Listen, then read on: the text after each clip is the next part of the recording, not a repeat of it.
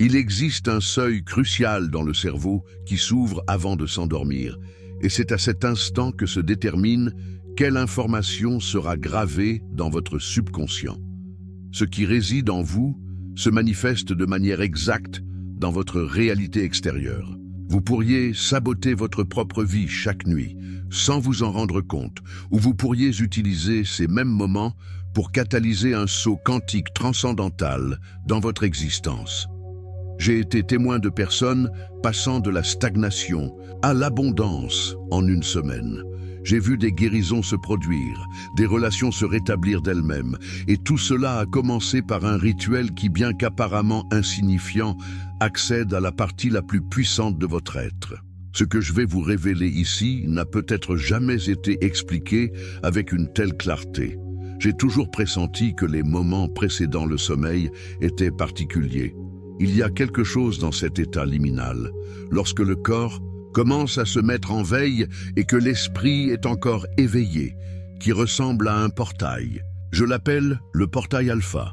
C'est là que les fréquences cérébrales diminuent, que l'esprit conscient perd son emprise et que le subconscient devient absolument réceptif.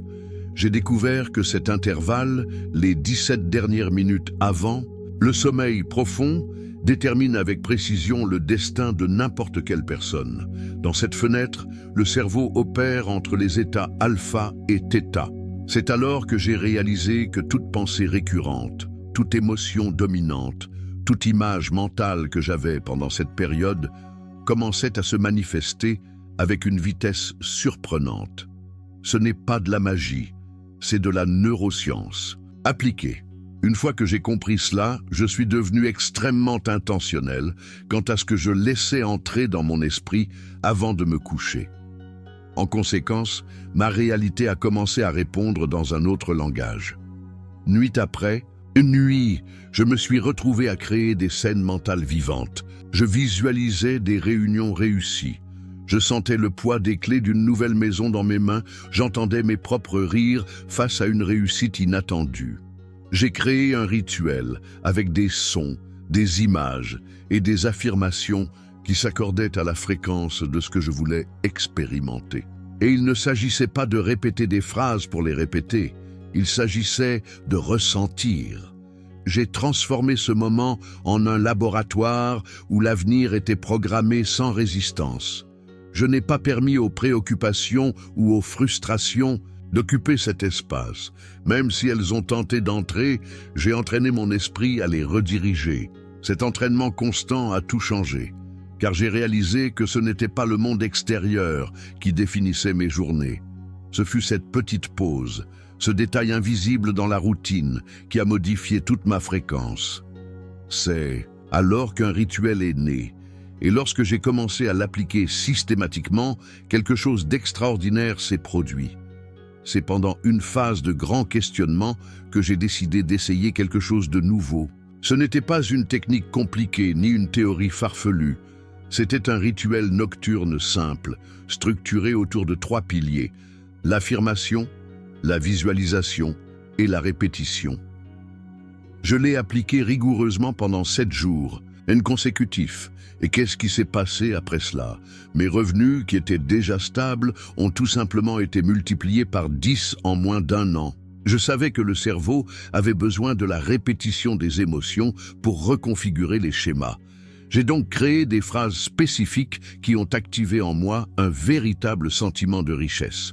Je disais des choses comme « Je suis une source intarissable de prospérité » ou « L'univers conspire en ma faveur tous les jours ». Mais il ne s'agissait pas seulement de parler, il s'agissait de vivre chaque phrase comme si elle était vraie. J'ai visualisé des scènes, créé des histoires mentales, ressenti de la gratitude à l'avance. J'ai fait tout cela comme si c'était déjà en train de se produire. Je me souviens précisément d'une nuit où j'ai fermé les yeux et je me suis vu signer un contrat millionnaire. J'ai senti le papier, le poids du stylo, la chaleur de la pièce, et tout était si réel que mon corps y a cru. Le cerveau ne fait pas la différence entre ce qui est intensément imaginé et ce qui est réellement vécu. C'est la clé. Et, quand j'ai compris cela, j'ai commencé à utiliser cet outil chaque nuit.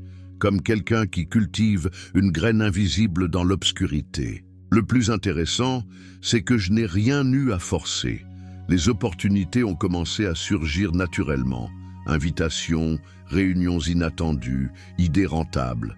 Tout semblait aligné et il n'y avait aucune magie là-dedans, juste une fréquence. Je vibrais à la fréquence de l'abondance et comme un aimant, j'ai commencé à attirer ce qui était déjà en phase avec moi.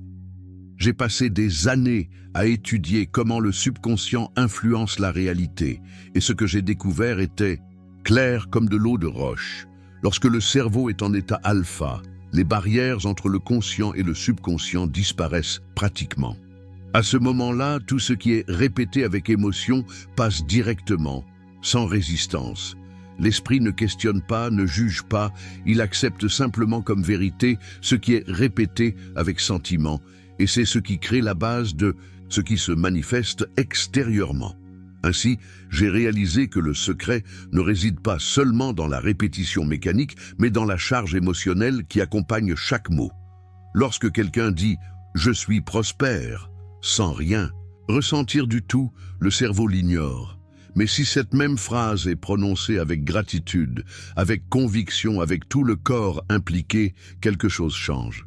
Le subconscient interprète cela comme une expérience réelle et commence à se réorganiser autour de cette nouvelle fréquence. C'est une reconfiguration interne.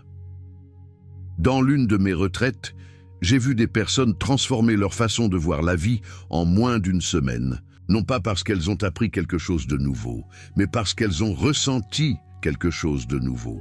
Elles ont programmé tout leur corps pour vivre un nouveau futur avant qu'il ne se produise. Le cerveau a créé des connexions sans précédent, comme s'il répétait une nouvelle réalité.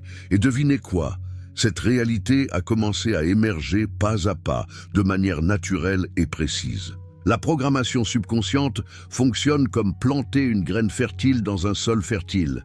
Mais il faut arroser, il faut nourrir fréquemment et avec intention.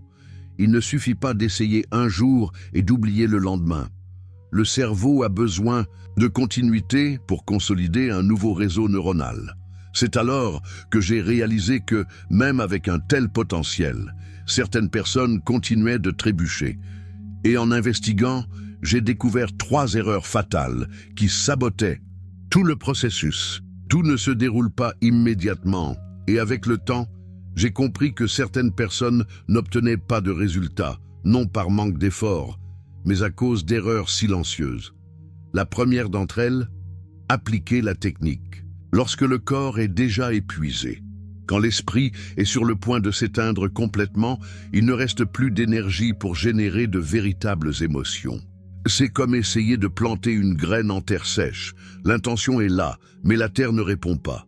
La deuxième erreur que j'ai observée chez de nombreux étudiants est l'utilisation d'affirmations génériques, des phrases vagues, vides, sans émotion ni direction, quelque chose comme « je veux être riche » ou « je veux une vie meilleure ». Cela ne met pas en mouvement le champ d'énergie. Le subconscient a besoin de spécificité. Il répond mieux lorsque la phrase a une forme, une couleur, une intensité.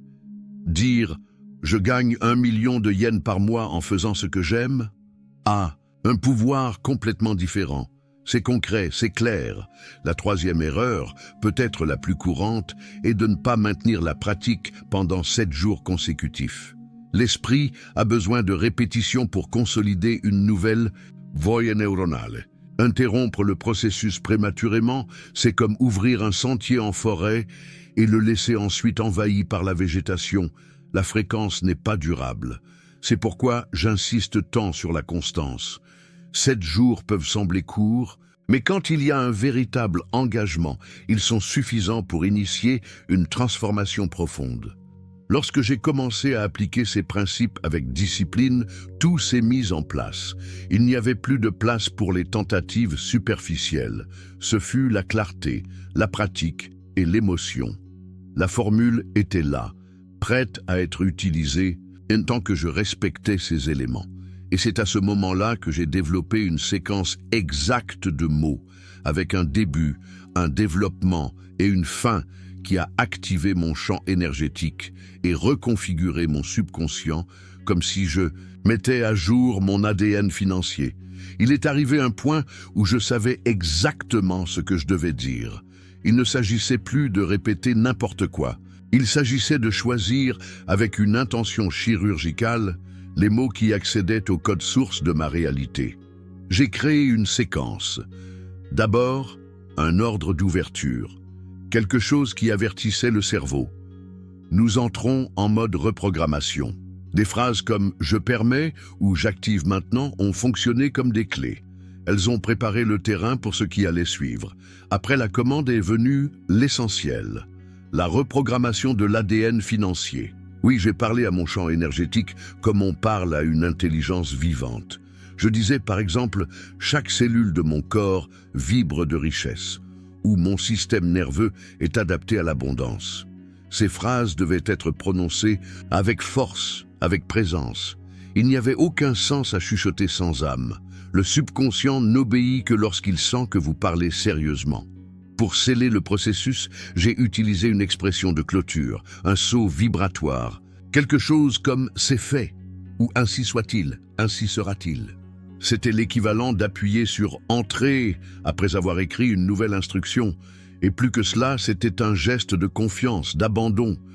Je n'en suis pas sorti en doutant. J'ai terminé et j'ai laissé l'univers fonctionner, sachant que c'était déjà en mouvement.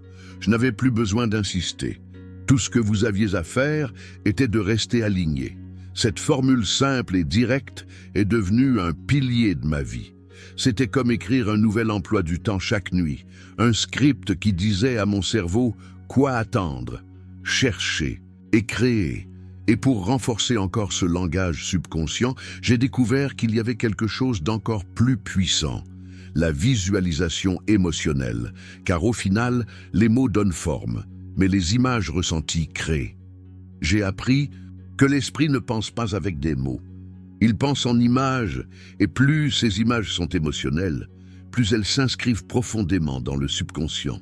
Par conséquent, il ne suffisait pas d'affirmer. Il fallait voir, entendre, sentir, comme si cela se produisait déjà. La visualisation émotionnelle est comme un amplificateur de réalité. Elle transforme une simple phrase en une expérience vivante à l'intérieur du corps. Chaque nuit, j'allais me coucher avec un scénario en tête. Je me voyais ouvrir des emails avec de bonnes nouvelles. Je sentais le poids des billets dans mes mains. Je voyais mon compte bancaire grandir. Mais il ne s'agissait pas seulement de voir. Je réagissais à ces images avec une véritable émotion. Je ressentais de la gratitude, de l'enthousiasme, du soulagement. Le corps y croyait, et quand le corps croit, le champ change. L'univers commence à répondre comme si c'était déjà là. Et d'une certaine manière, c'est le cas. J'ai utilisé des phrases d'activation avec ces images. J'ai dit « je suis la prospérité ». Et en même temps, je me suis imaginé trinquer à une réussite, riant aux éclats sur un balcon ensoleillé. J'ai dit « l'abondance afflue vers moi naturellement », tout en visualisant des personnes me félicitant, des clients arrivant avec facilité, des chemins s'ouvrant. J'ai répété cela jusqu'à ce que mon corps entre en cohérence. Ce n'était pas une imagination vide, c'était une répétition de ce qui allait se produire. Plus l'émotion était intense, plus les réponses arrivaient rapidement.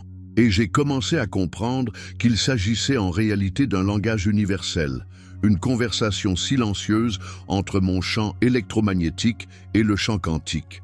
Et c'est la porte par laquelle je suis entré lorsque j'ai créé les affirmations les plus puissantes que j'ai jamais utilisées dans ma vie. Des mots qui, prononcés avec énergie et intention, ont complètement reconfiguré mon système de croyances.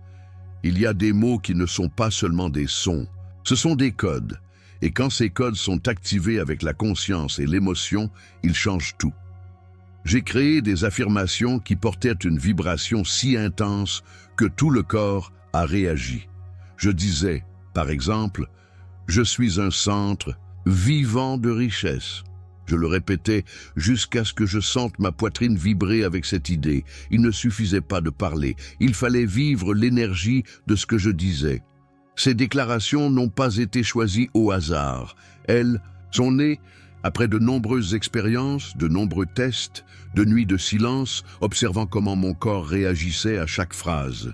Quand j'ai dit « mon esprit vibre en constante prospérité », je me suis efforcé d'imaginer que mon cerveau se reconfigurait littéralement, créant de nouvelles connexions, émettant des signaux plus cohérents avec l'abondance que je voulais expérimenter. Et le plus curieux, je l'ai ressenti physiquement. Il y en a eu une en particulier qui a mis fin à tout le processus, la plus brève, mais aussi la plus puissante. C'est accompli. Avec ces mots, j'ai scellé le travail. Il n'y avait plus de doute, plus d'anxiété, plus d'exigence. J'ai dit et j'ai lâché prise, parce que c'était déjà fait. Le champ avait déjà reçu l'instruction, le cerveau s'était déjà aligné. La seule chose que vous aviez à faire était de maintenir votre corps à la même fréquence les jours suivants. J'ai répété ces déclarations pendant 7 jours, toujours à la même heure, toujours avec le même rituel, toujours avec la même implication émotionnelle.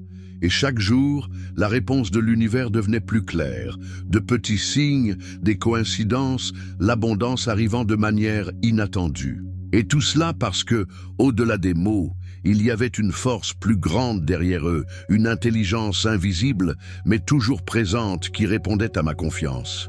J'ai toujours su qu'il y avait quelque chose au-delà de l'esprit, quelque chose qui maintenait toutes les choses ensemble, qui organisait le chaos avec une précision invisible. Et c'est lorsque j'ai remis mes pratiques à l'intelligence divine que tout s'est amplifié.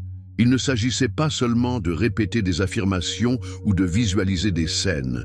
J'ai commencé à reconnaître la présence d'une force supérieure qui opérait avec moi, pour moi, à travers moi. Cette connexion a donné un sens au processus. Ce n'est plus seulement une technique, c'est devenu une dévotion. J'ai commencé mes rituels avec une intention claire, collaborer avec l'univers. En affirmant que j'étais prospère, je ne me le disais pas seulement à moi-même, je le disais à la conscience universelle. J'ai reconnu qu'il y avait une abondance infinie autour de moi et que ce n'était pas un privilège, c'était un droit divin, un alignement naturel avec mon essence. À partir de ce moment, je ne demandais plus comme quelqu'un qui supplie, je l'affirmais comme quelqu'un qui l'avait déjà reçu. De nombreuses nuits avant de dormir, je posais mes mains sur ma poitrine et je remerciais ce qui n'était pas encore arrivé. Je sentais que l'univers agissait en coulisses, alignant les personnes, les situations, les rencontres. Et cette foi tranquille a remplacé toute anxiété, car j'ai compris que lorsque l'intention est pure et l'émotion alignée, le divin y charge du reste. L'esprit plante, le corps vibre, l'esprit se manifeste. Cet abandon silencieux, combiné à la pratique consciente, a créé des miracles, non pas des miracles au sens mystique, mais au sens de voir l'extraordinaire se produire naturellement. Ainsi, chaque jour, avant de m'endormir, j'activais ma fréquence, reprogrammais mon esprit et laissais l'univers faire sa part, car je savais désormais avec une certitude totale que les dernières 17 minutes avant de me coucher sont en réalité le moment le plus important de toute ma vie. Maintenant que vous connaissez le pouvoir que recèlent ces 17 minutes avant de dormir, dites-moi, allez-vous continuer à laisser votre esprit au hasard ou allez-vous utiliser ce temps comme un outil de création consciente? Combien de rêves faut-il encore repousser avant que vous ne preniez au sérieux ce que vous semez dans votre subconscient? Tout ce que vous désirez, richesse, santé, paix, vous attend déjà, mais la question demeure. Vibrez-vous à la fréquence de cela ou continuez-vous à répéter l'ancien schéma avant d'éteindre la lumière? L'univers ne répond pas à ce que vous voulez avec des mots. Il répond à ce que vous ressentez encore et encore. Et maintenant, vous le savez. Continuerez-vous à dormir avec des soucis ou choisirez-vous de créer, nuit après nuit, une nouvelle réalité? Car celui qui maîtrise ses dernières minutes maîtrise son propre destin, et cette décision n'appartient qu'à vous.